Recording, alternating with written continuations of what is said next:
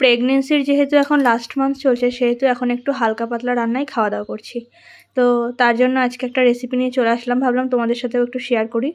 একদম কম মশলা দিয়ে তৈরি হবে আজকের এই রেসিপিটা।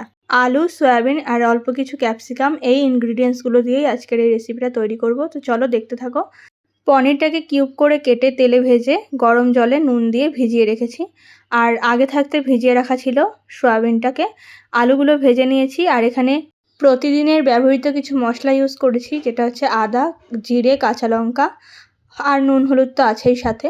এই মশলাগুলোর সাথে আলু আর সয়াবিনটাকে ফার্স্টে কষিয়ে নেবো কিছুক্ষণ, তারপরে পনিরটাকে অ্যাড করে আরও 5 মিনিট কষানোর পরে জল দিয়ে দিয়েছি। জল দিয়ে একটু ফুটে ওঠার অপেক্ষায় ছিলাম। মিনিট 5 ফোটার পরে ওপর থেকে দিয়ে দিলাম ঘি আর একটু গরম মশলা। ওয়েদার চেঞ্জের সময় এরকম একটা হালকা পাতলার তরকারি কিন্তু দুপুরের লাঞ্চটাকে জমিয়ে দেয়। কি বলো তোমরা? রেসিপিটা যদি ভালো লেগে থাকে তাহলে like, comment, share and subscribe করে আমার পাশে